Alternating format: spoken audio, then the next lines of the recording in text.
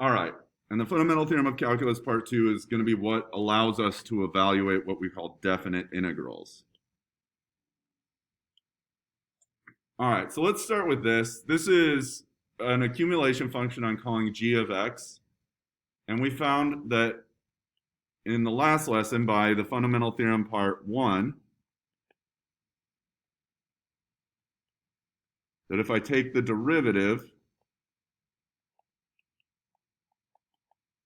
of the integral from a to x of f of t dt,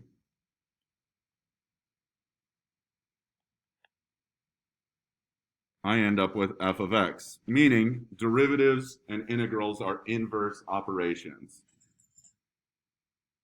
Another way of stating that is that g of x is an antiderivative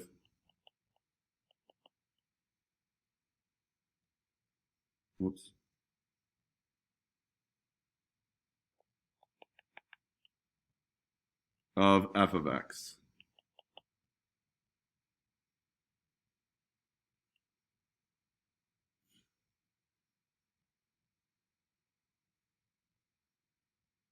So oftentimes, when we label an antiderivative, we'll use the capital version of that function. So one way I could say is g of x equals capital F of x, since g prime of x equals lowercase f of x. So think of capital F of x as the antiderivative. And the antiderivative is just meaning when I take the derivative of that thing, I get back to the original function f. So we can kind of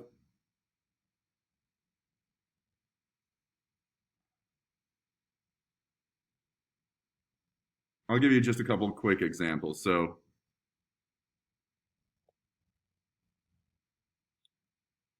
let's say f of x equals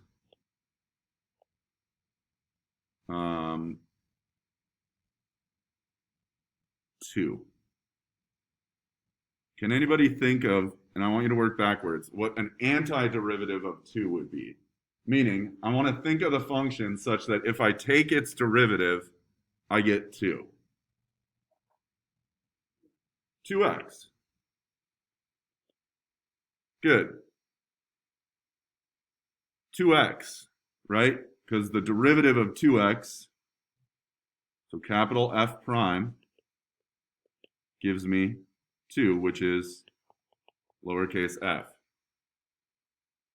All right, let's try another one. What about, I'll use a different letter. Let's say g of x is equal to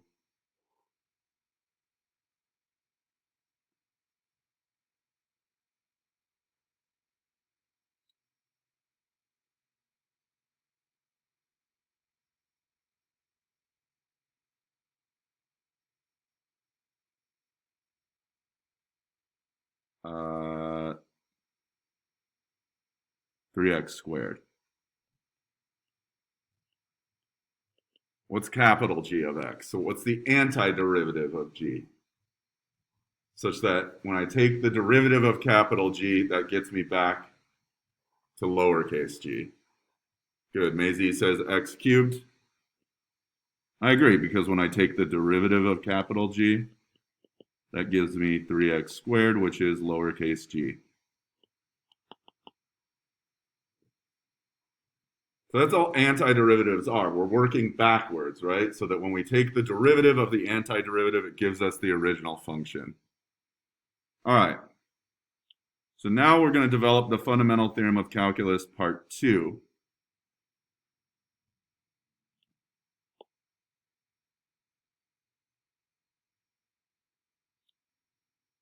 Well, since I just said an integral is an antiderivative, then it's true that I could say this g of x, I can also think of that as capital F of x, right? Where f is the antiderivative of lowercase f. Capital F is the antiderivative of lowercase f. All right, well, g of a, I'm going to do this in a different color so it stands out a little more. G of a is then capital F of, or sorry, is then the integral. So I'm replacing x with a, so my upper limit now becomes a. So it's the integral from a to a of f of t dt, which is also equal to capital F of a. But what would that integral be? What's the value of an integral when my lower limit matches my upper limit? That's the area under a single point, right? How much area is contained under a single point? None. 0, right? Good. So this is 0.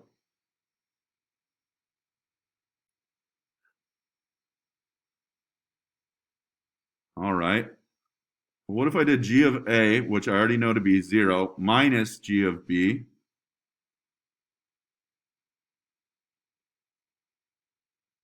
Or sorry, other way around, not g of a minus g of b. If I start with g of b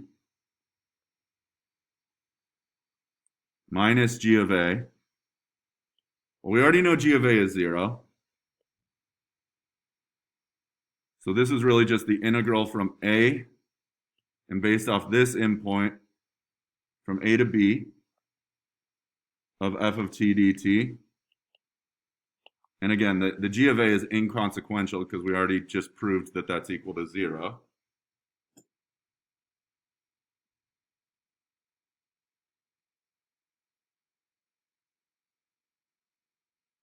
Well, this is all going to equal capital F of b. And I can do minus f of a, since that was 0. And this may seem inconsequential, but we kind of unwittingly just figured out how to deal with integrals. Integrals, what we call a definite integral, integrals that have those endpoints. This is how we deal with it. We find the antiderivative, which is capital F. We plug in the upper limit to the antiderivative. We plug in the lower limit to the antiderivative, and then we subtract them. And that's how you evaluate a definite integral. That's the fundamental theorem of calculus, part 2.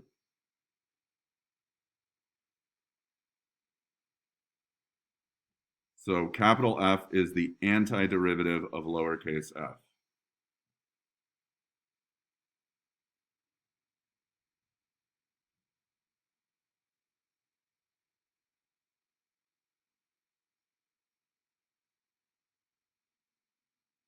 All right, when we first started doing Riemann sums, the first example we did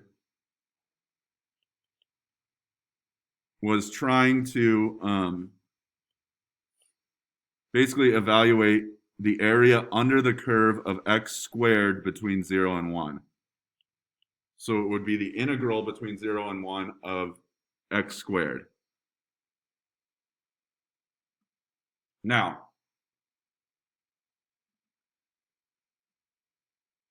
we did this with Riemann sums, and we found out it's about, we guessed it should be 0.3 repeating, right? It should be a third, but now we can prove it. Can anybody think of what an antiderivative of x squared is? So I want to think about what function, when I take its derivative, gives me x squared. The easiest way to think about it is, what power is it going to have to be to? It's going to have to be to the third, right? It's going to have to be something x to the third power.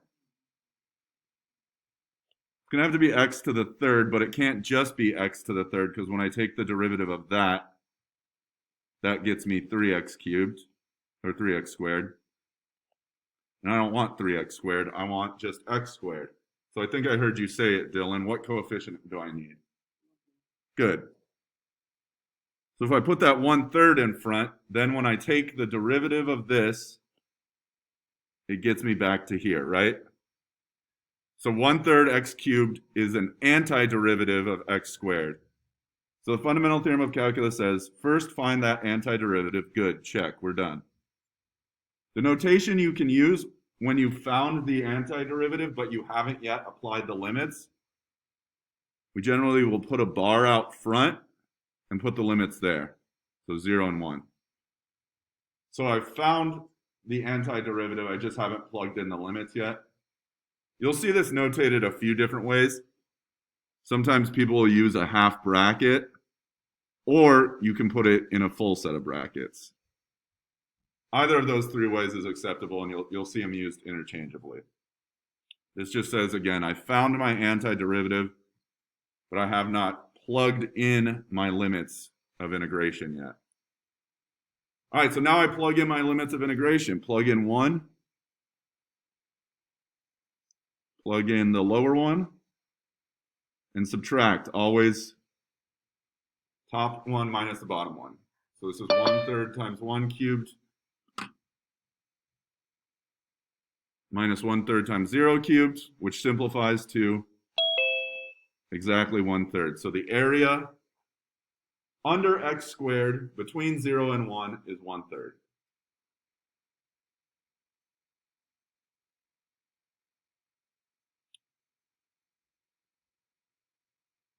All right, let's do a few more.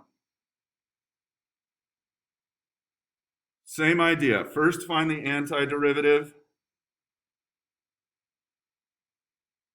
Then we'll plug in the limits. I need an antiderivative for x cubed. So first think, what power does it need to be to?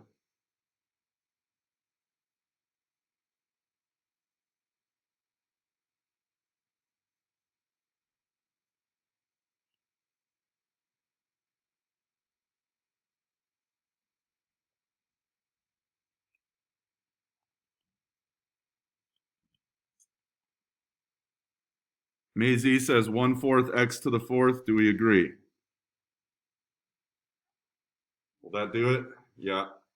Taking the derivative of 1/4 x to the 4th does get me back to x cubed. So that's an antiderivative. Put my line out front, put my limits of integration up. -2 to 1.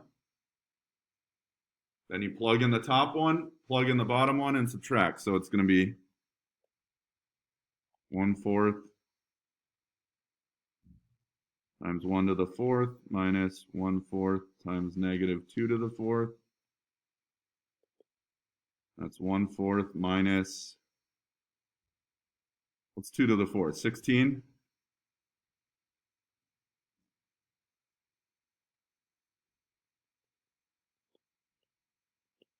That's 1/4 minus 4, which is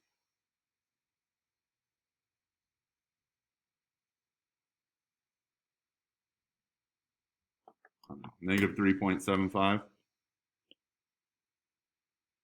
All right, what does the fact that this is negative mean about this graph on the interval -2 to 1?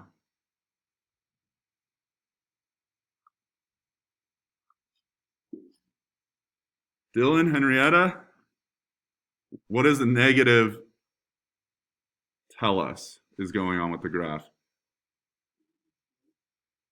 What does an integral tell us about a graph? What are we finding?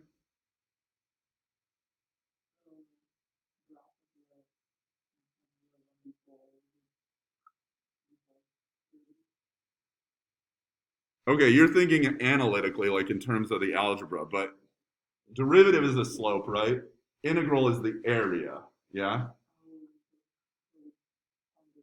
Okay, good. So the area has to be under the curve has to be under the x-axis because that's how we get negative area. So this just tells us that the net area under the curve of x cubed between -2 and 1 is -3.75. So there's more of the curve below the x-axis on the interval than there is above. But let's just take a look in Desmos. And Desmos can integrate as well, or it can do definite integrals. All right, so if I look at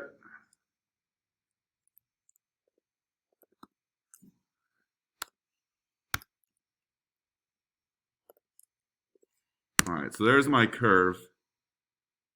I think it can integrate, yeah. So from -2 to 1 of f of x, -3.7. Oh, I thought it would shade for us. It's weak.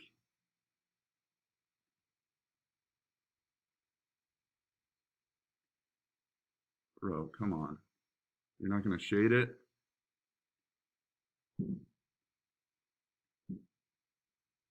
Anyway, I'll shade it. I'll get this done. So from -2, which is here, if I draw it down to where I need to get it to intersect the curve, so hold on. Clear that out. All right.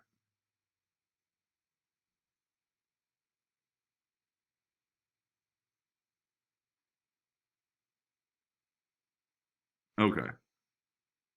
So from -2, which is here,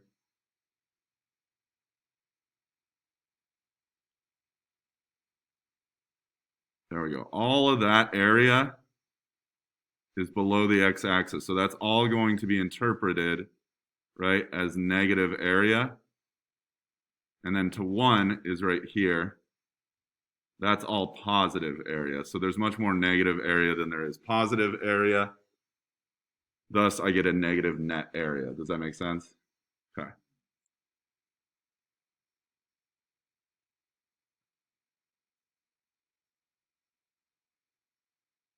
All right. Let's try again.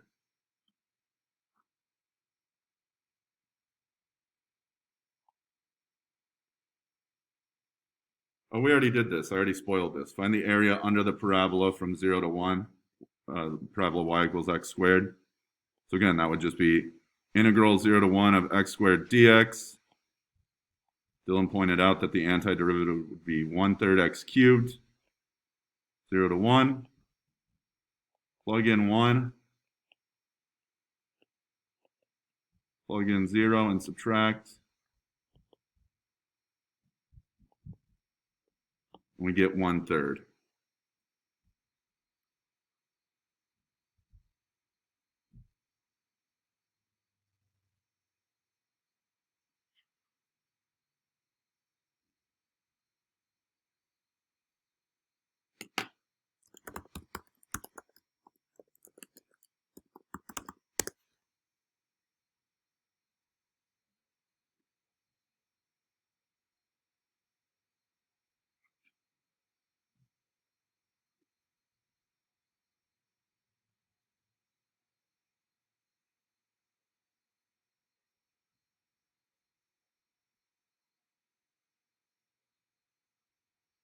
It says it will shade and all right, hold on. Let's do this. Let's see if this will work. So just to visualize that one, f of x equals x squared.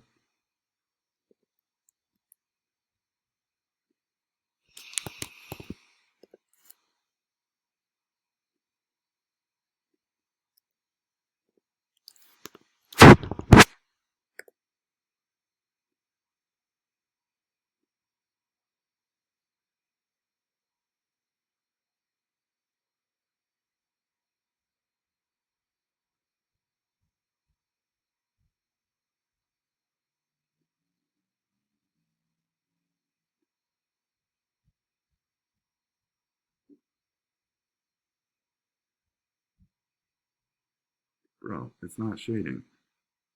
I don't like that.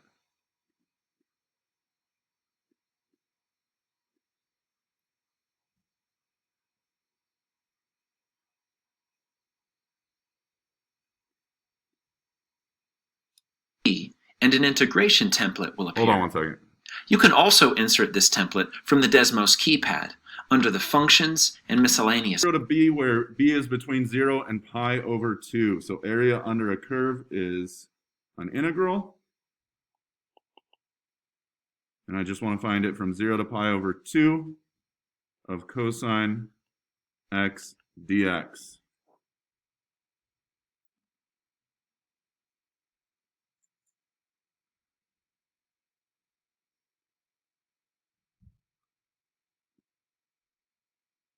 All right. So I need an antiderivative for cosine. What function, when I take its derivative, gives me cosine?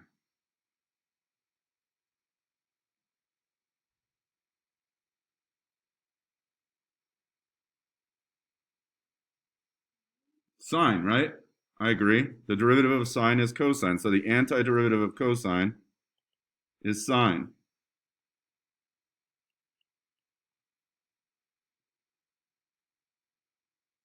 Zero to pi over 2.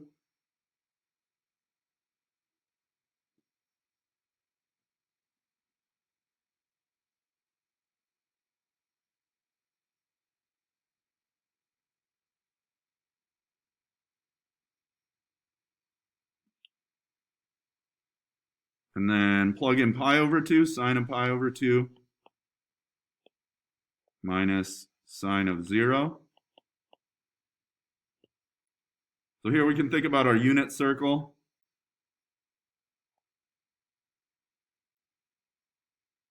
Remember that sine is the y value. So any point on the unit circle goes cosine, comma sine.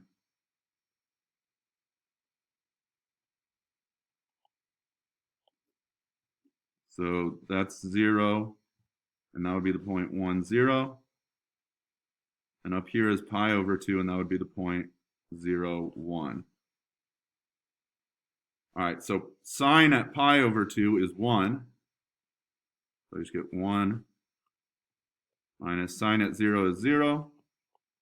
There we go, my answer is 1.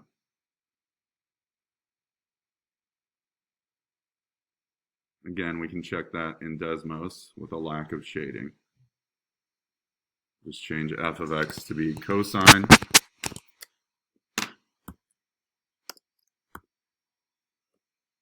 of x.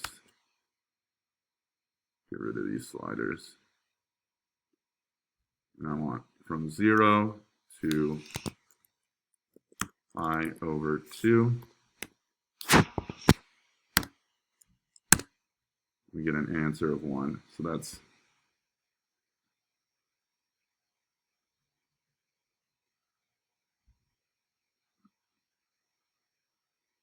this area. Whoops.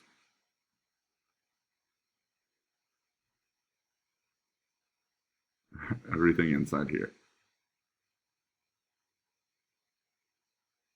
It's better shading than Desmos. What up? All right. Clear, clear. Annotate. Do I have one more for you? So this summarizes the fundamental theorem of calculus. Part 1 just tells us that derivatives and integrals are inverse functions. And part 2, what we learned today, is how we deal with definite integrals, right? You find the antiderivative, you plug the upper limit in, you plug the lower limit in, and then you subtract them.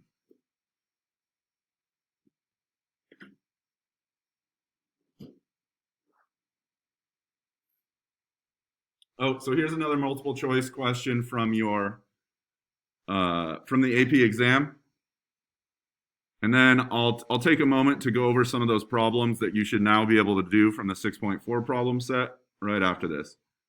So this says we're given the graph of g prime, the first derivative of the function of g, and it consists of a semicircle of radius 2 and 2 line segments as shown in the figure above. We know g of 0 equals 1. We want to know what g of 3 is.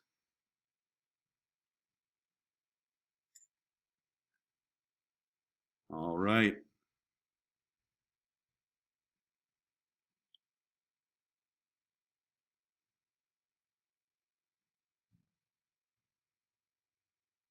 So since we're given g prime, we know that g has to be the antiderivative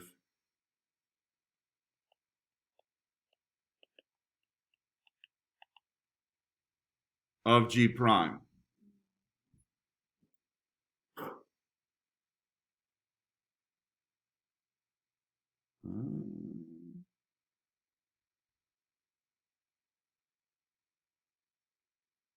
Antiderivative.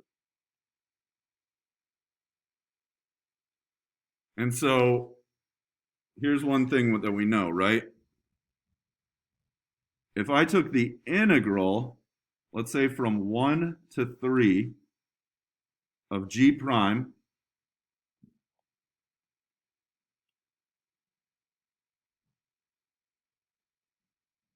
the fundamental theorem of calculus part 2 says, okay, find the antiderivative of that first. Well, what's the antiderivative of g prime? G. So it would say, take g, evaluate it at the upper limit, evaluate it at the lower limit, and subtract them, right?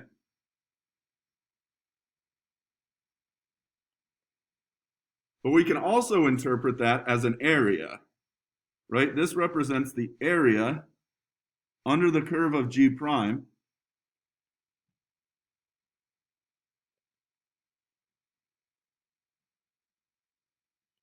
between 3 and 1. So it represents, oh, I didn't mean to do 1. I'm sorry, guys. I meant my lower endpoint to be 0. Because they give us information about g of 0. So sorry, I want to go from 0 to 3. All right. So the area under the curve between 0 and 3. So this area specifically, right? From here to here. And we can find that geometrically. That's a quarter circle. What's the area of a circle?